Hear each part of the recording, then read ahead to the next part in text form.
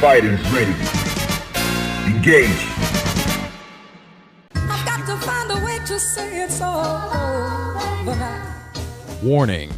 This review is laden with spoilers and is meant for those who have already watched the subject being discussed. There may also be reveals about upcoming chapters and generations in the saga of JoJo's Bizarre Adventure. Watch at your own risk. This review is strictly for entertainment purposes, containing mature language and at times violent images. The copyrighted music, sound, and images featured in this review are the rightful property of their respective owners. In other words, please don't sue us.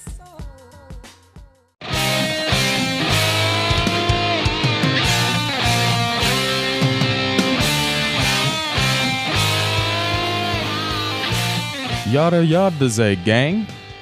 Welcome to Fighters Ready's video review for the first episode of JoJo's Bizarre Adventure. This is the newest anime adaptation of the manga series written and illustrated for over 25 years by legendary mangaka Hirohiko ARAKI. Normally, Fighters Ready covers fighting games and the scene around them, but my co-host Nick the Stampede and I are huge fans of this series, dating back to when we were first exposed to the OVA series in the late 90s. That series released installments in 1993 and 2000 and covered the most popular saga in the JoJo storyline, Generation 3, which is also referred to as Stardust Crusaders.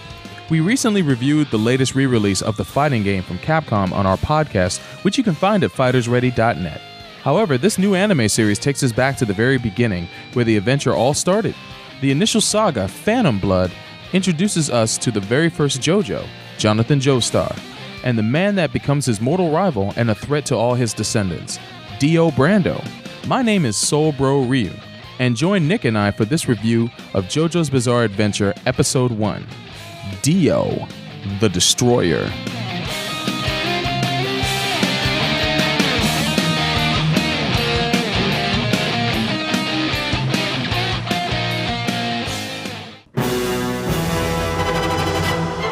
Our story begins in 1868 England, where on a dark and stormy night, we see the twisted wreckage of a horse carriage draping the scene of a dangerous mountain road. A baby cries from the inside of the carriage where two shadowy individuals loot the bodies of victims of the crash. An older man pries open the briefcase hoping he'll find something valuable and instead discovers a demonic-looking stone mask. He's ignorant to the fact that it's an artifact from an ancient civilization and tosses it aside into the mud near the bloodied body of the carriage driver.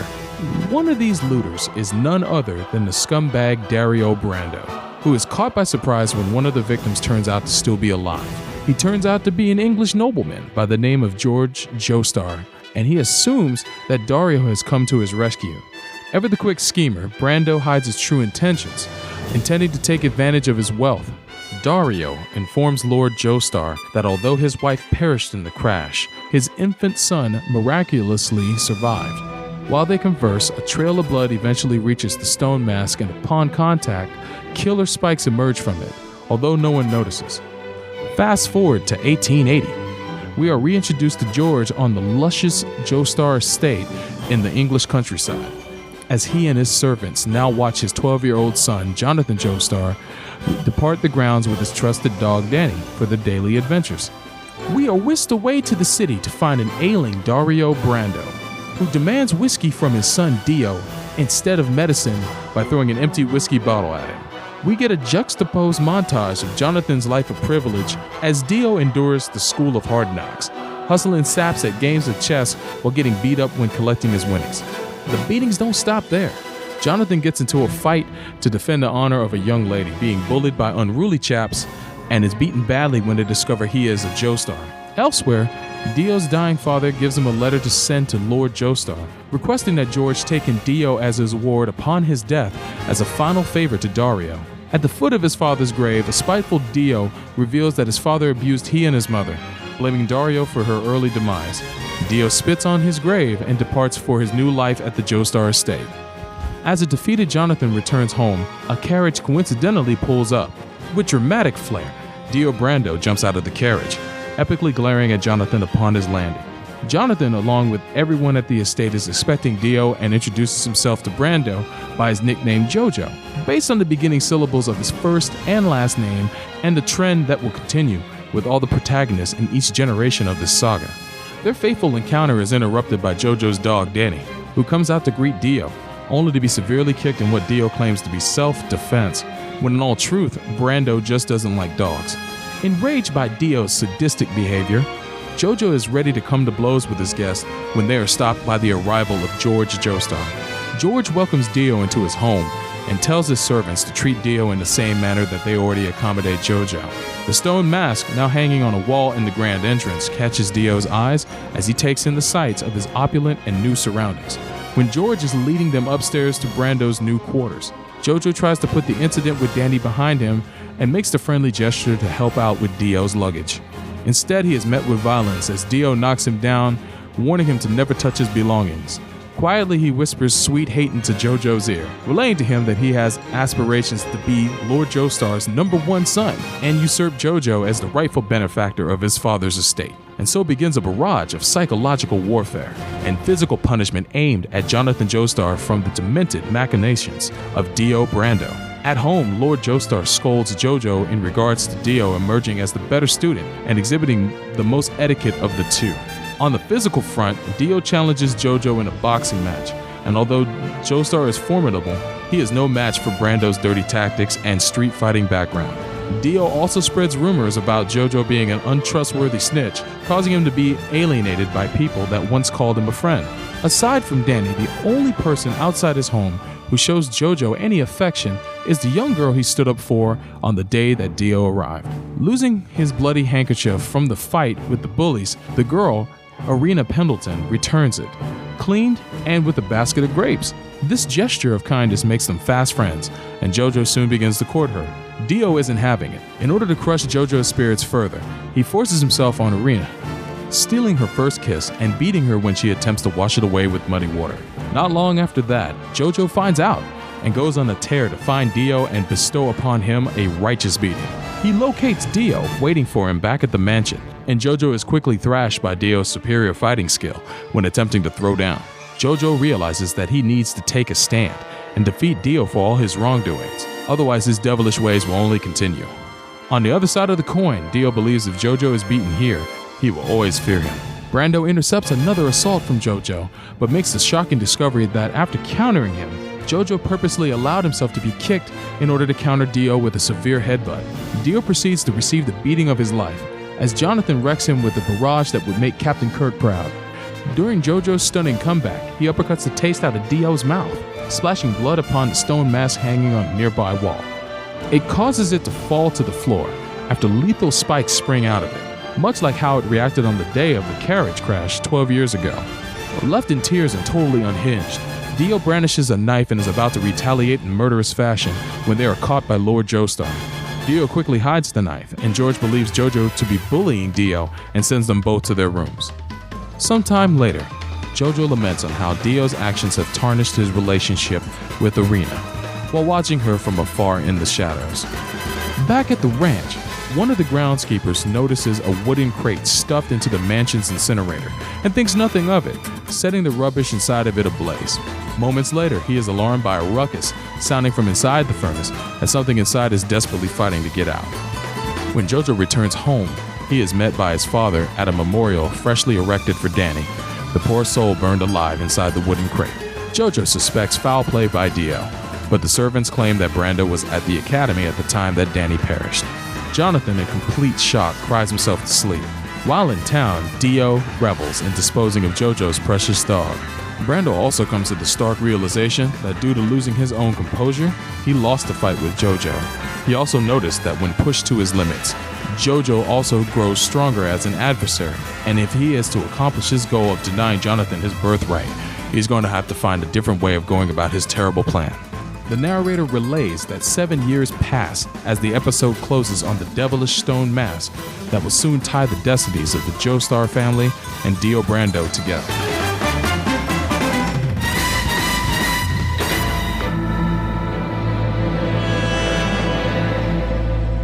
And with the details out of the way, I now turn it over to my co-host, Nick the Stampede, to give some of his impressions about this. Oh, you finally done? Damn.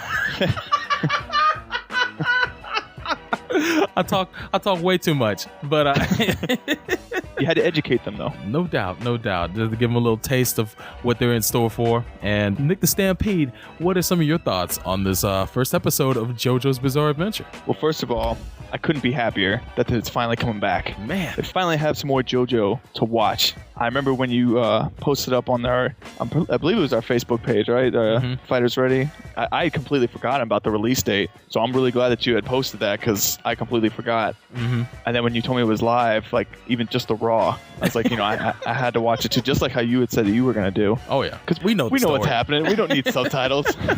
Yeah, I mean, years ago, we read the scanlations because unlike the third series 1 and 2 for JoJo have yet to be translated in an official capacity in English. So the only thing we could find were scanlations, and we read those. So it's been a while, but to see it finally animated, that's nuts. But go ahead. Well, I mean, I've gone through series 1 through 3, the scanlations anyways, about 3 times each. Wow. So yeah, so it was still kind of fresh, because I not too long ago started going through it again, so it was still kind of fresh, but I did forget some certain scenes. So when I was watching the episode again, not knowing what they're saying exactly, but seeing the scenes just refreshed my memory. I was like, oh yeah, I remember, I know what's going on here. I remember what they're talking about and stuff like that. It was really cool to see it in motion now, because it's kind of like the whole Ippo thing. It's cool to, Hajime no Ippo, it's cool to see on paper, but to actually see it animated, it's just so much better. The animation, I'm used to seeing, our classic Series 3. Yeah. And I knew going into it, after seeing the trailers, I knew it was probably going to take some time. I'm hoping as the series progresses, it'll get more detailed, maybe change a little bit. But for the starting episode, I was fine with it. I had no problems with how it started off. It's cool that they left the, what is it that they do? The words or whatever, the text. The onomatopoeia. The onomatopoeia, the sound effects, the visual sound effects. Yeah. And just having it scroll across the screen, that's cool. Because I'd imagine that's what it's supposed to do. Seeing it on paper, it looks cool just as a stamp, but to see it actually animate out, that was pretty cool. It was very stylish of it, man. I didn't think they would do that, and they did it very little in the OVA series, but it looks like it's going to be a regular happenstance for this animated series. So, man, that's a welcome addition. My first thought of when I saw it, I think there was a scene where Dio throws off his jacket. Yeah. And you see a reflection on the inside. It reminded me, what's that? Is it Gankotsuo? I can't remember. The Count of Monte Cristo or something like that? The Count of Monte Cristo, Gankotsuo. Immediately, that's what I thought of when I saw it. That just reminded me of that. And I can't remember if they did it anywhere else, but they had that kind of, the visual, the colors. Yeah. It just reminds me of that, like the way they go from different colors and the way they're doing all those panning shots and just all the different, like, shapes and stuff like that. That's just my impression. Like, I haven't seen that show, but I remember from what I've seen, that's just what it reminded me of. It borrows a little bit from that visual style, which I think is really cool too. Yeah, it worked too, because I thought it was neat. Anyways, a little bit censored, but not surprised, seeing as it is. There are probably little kids watching this over in Japan, so. Well, it airs at late night. From what I read, the airtime for this show is 12:30 a.m. So, it's meant for a late night audience. I figured it'd be allowed to have more violence, but Japanese anime hasn't been as ultraviolet as it used to be back in the day when this manga was written in the 80s. So I don't think they'll go to the full extent of where the manga goes when it comes to ultraviolence, but they'll find stylish ways to get around it, which I guess is okay, but at the same time, I wish they would just go all out.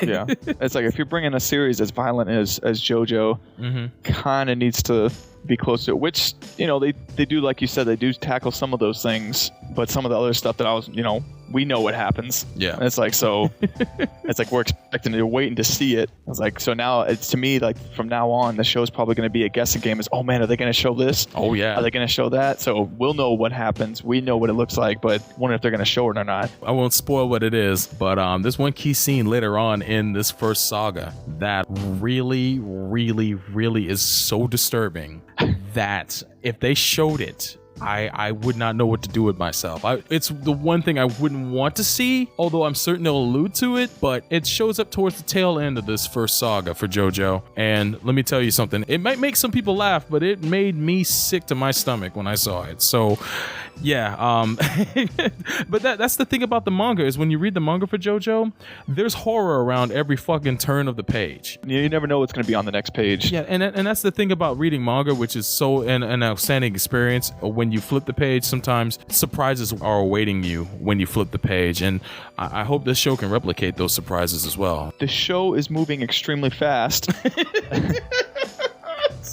Because the stuff that I remember as I'm watching this, I'm thinking about it, and in my mind, I remember this stuff happening chapters later, and it's like in this one episode they cover so much ground. It's crazy. It's like it makes me wonder how many episodes this series is going to be, because they're moving awfully quick. According to what I read, in Japan there's going to be 9 Blu-rays. The first Blu-ray comes with 3 episodes on it. I don't know if every volume of the Blu-rays are going to be 3 episodes, but here's my speculation. I think this series, the first series for JoJo, is going to end in 12 to 13 episodes, and then they're going to jump right into Battle Tendency, the second series, and that's going to go on for the remainder of the DVDs. As this episode is an example, this episode takes place along 5 chapters of the first volume of the manga. 5 chapters is a lot. If you compare it to most anime series, 2 chapters is usually what it gets adapted for an average episode of an adaptation of a manga for an anime. This series started off with the first episode with 5 fucking chapters. That's half the first volume of the first manga of JoJo's Bizarre Adventure. That's a lot of ground to cover within 22 minutes. 22, not even 30, because you got to factor out the commercials. Right. So if you thought this episode moved pretty quick, you damn right it did. But I'm really happy to see the series on TV, but I don't want it to be rushed. Yeah. I want to be able to enjoy. I want it to be a series that's kind of not drawn out, but taking its time. We want to see some well animated, episodes. I want to see the story progress. I don't want to be wondering, did they skip something? Yeah. Was there any minor detail, something that they might have missed? I don't know. I guess we'll see as the episodes progress. But yeah, it was good to see it again. Yeah. I was really, to see it animated again. It's so cool, man. It's like it makes me really wish, that they brought out the other mangas. I really wish they did. I'd like to say like maybe this will help. Maybe they'll bring this to the States, and maybe if sales are good. But again, going back to that violence factor, stuff in this episode, and like you mentioned in a future episode, makes me wonder if that's the reason why it's not here in the first place. It could be that. I've got a few other speculations as well. Any other things of note? What did you think about the voices? Obviously, with Dio talking. Yeah. We wanted the original Dio speaking, but they're kids. Yeah. And he's how many years old? So I can understand why his voice would be different, in the earlier stages. He's 12 here, and when the series jumps to 7 years later, the next episode, he will be 19, along with both JoJo and he will be 19. So, but the guy who does Dio's voice, it's Takehito Koyasu, and he's known for remember in Initial D, the older brother of the 2 brothers who drove the RX-7s. He did his voice. In Gundam Seed, he was Mulaflaga. And in Gundam Wing, he was Zex Marquis. So he's been a long time voice actor. He's probably the most well-known voice in the cast in this show, and I think they picked a pretty good voice to be him. It's pretty cool that they got him to do a voice in there. I like JoJo's voice too. I think his voice is awesome. It's young. I have no problems with other voices. Another voice that the voice of Dio does, ironically, is the voice of Shingo Yabuki in King of Fighters. Oh my goodness. Yeah, it's like, dude, that's like, he might as well voice JoJo. If that's the case, because the guy who does JoJo's voice in this, and his name is Kazuyuki Okitsu. He's known for not as many animes. Looking at his list, I haven't seen that many animes that he's done, but I thought he fit the bill pretty nicely for Jonathan. Yeah, all these voices except for Dio's, but again, I completely understand because he's a younger version of him. So I've completely accepted his voice as being different because it makes sense. And then everybody else we've never heard voice anyways. So, and all voices in Japanese, and the Japanese versions are always fine, so it doesn't matter. So there is one other thing of note, but I'll let you cover that, and that's the ending. Oh yes, that ending theme song. So I'll let you cover that, and then I'll chime in after that. Man, I remember when you texted me about that, because you had watched the show first, but you finished it before I did, and you texted me, "Oh my God, that ending theme!" I didn't know what you were talking about. I didn't even know what the ending theme was going to be. So when I finally get to it, I did a double take. because I had heard the song. I did the same thing. Yeah, as soon as you heard it, like when you see the imagery of the Mayan sacrifice, and you see like the blood flowing and all that stuff, I couldn't believe what I was hearing. You know, because I know that song backwards and forwards because I used it for a remix of Capcom vs SNK 2 years ago on the Dreamcast. I used it on the Hong Kong stage with that's where I first heard it, and that's where you first heard it. So, and it's a long song. It's like it's 8 minutes long. So it's a long fucking song. The song that we're talking about is Roundabout by Yes, and you'll hear this review end with that song by Yes. And they're a progressive rock band from the 70s that is very well known, and I've listened to quite a few of their albums. I think they're great, and to hear Roundabout close out this episode is one of the reasons why you had mentioned that you were wondering if there were factors that would stop the show coming to America. This could be one of them. And if the show did come to America, I bet this would not be the closing theme. Not surprised, because there's been a lot of animes who've had American songs close out their shows, or songs from artists. One notably was Speedgrapher, which started out with Girls on Film by Duran Duran. And when it came to the States, it just had some instrumental as its theme instead. It's just because they couldn't afford the rights to bring it to the States. And I don't know if it's that they charge more when it comes to the States for licensing rights to the music, or if the company that's localizing the series doesn't want to spend that kind of money on getting the rights to that song, so they opt out to having it.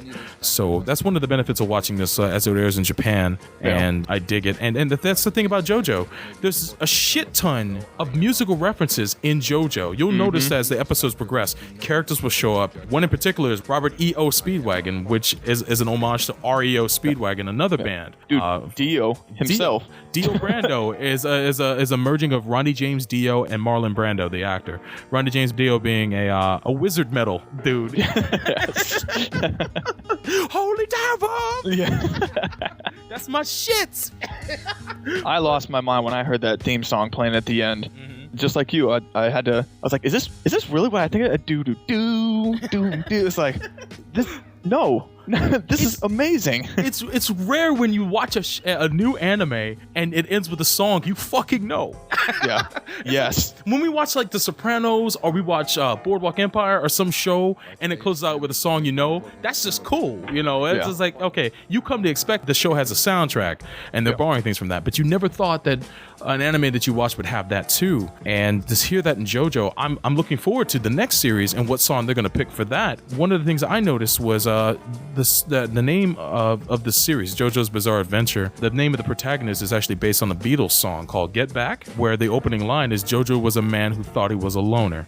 Hirohiko ARAKI, the author of the manga series, had gone on to say that, that was the inspiration for the protagonist's name and the title of the series. So, but the drawback to ever having that song is that the Beatles music catalog is so expensive. There's no way they could afford that, not even in Japan. If they did, it would probably be a one-time use. They'd probably use it for one episode, like a focus song, and they'd probably like play 30 seconds of it. That'd probably be the most you get of Get Back. But it'd be cool to hear that in this series, and I can't wait to hear other songs they're going to pick for this show. I think it's going to be awesome. Did you always say you wanted to do a anime music video for JoJo? Yes, for JoJo. Yeah. I had an instrumental in mind, but I can probably do one for this show now that I'm editing this review in Sony Vegas. So we'll see what the future might bring. Man, speaking of music, I think the score in this show is incredible. Yeah. When I watched the OVAs, the music in the OVAs was kind of like a synthesized, kind of like, what the soundtracks of the 80s were, where you had like someone on a Casio or on a keyboard putting out music. And I don't mean to say that in any diminishing light, because Marco D'Ambrosio, he was the composer for the OVA music for both the 1993 series and the 2000 series. And he's a guy who's very passionate about JoJo. I'm not sure what his background with JoJo is, but he worked on both projects, and he was really thrilled to do the music for both of those. But I never really glamored onto those soundtracks all that well. But when watching this anime, the music is orchestrated. It's orchestrated, which is something I always wanted to see in a JoJo series. The music sounds as epic as the series is in this, especially the next episode music. That shit was like, it made my hair stand on end.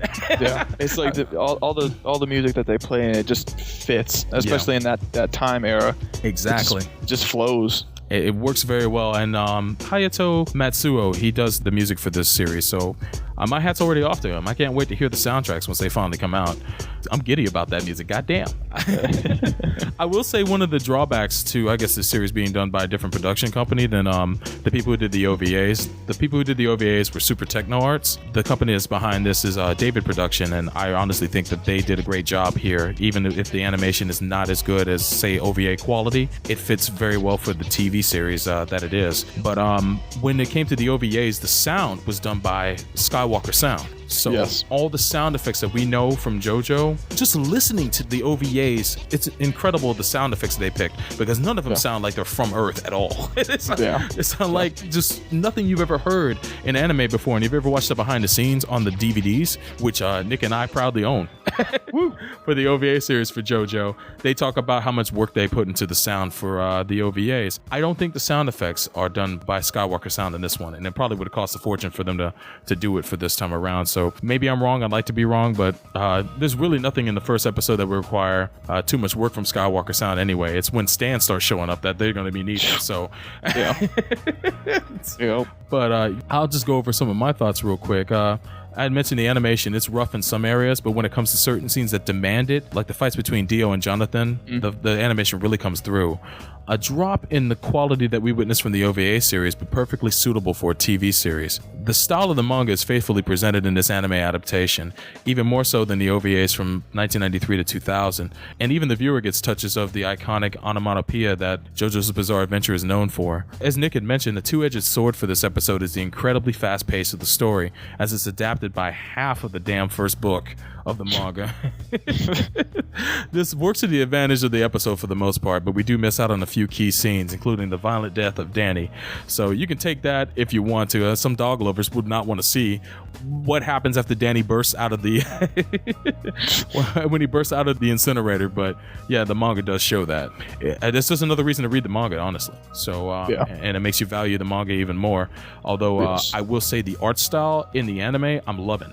I'm loving it. Araki himself has admitted that his artwork in the first volumes of JoJo weren't up to what he thought his potential was, and he's actually gone back for reprintings of the first series and the second series, and gone back and drawn a few key scenes in each one. He's just gone back and just redrawn what he initially drew back then, because he wasn't too thrilled about how the overall sum product was. So he's a perfectionist, and to hear that he did that, to finally see it in animated form where you have a staff of animators and artists there, it came out looking great. And it's one of the advantages of the animated series. It actually looks better than the early mangas. That's not to say that Araki's art style didn't improve over time, because it's incredible now.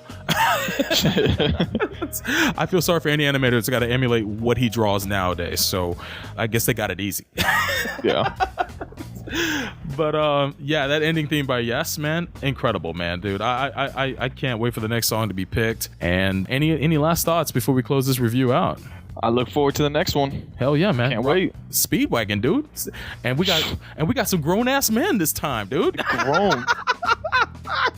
Playing some football, playing some rugby, whatever man. They're playing. Freaking, exactly, they're rocking some rugby, boy, man, dude. And this is where the real shit hits the fan in the next couple of episodes. So I don't know what volume that Dio becomes a vampire, but I think it's the second. I could be wrong. I wouldn't be surprised if the next episode he does. Oh shit. At the rate it's going, we'll see. I'm reading the manga again as I watch the episodes. I'm not trying to go ahead because I want to see what was left out in each one. So I don't know about you, but I mean, it's been a long time since I've been excited for like a release of a back when we used to wait patiently for like certain series to come out. And be subbed or whatever, and it's like, man, it's been ages since I've actually had a show to look forward to. Man, it's the day. It should be out tomorrow. Friday is now the day of JoJo. Yes. So even if it's not a payday, we still got JoJo to look forward to. So that's the shit. But how many Haman overdrives would you give this episode? Would you give this episode?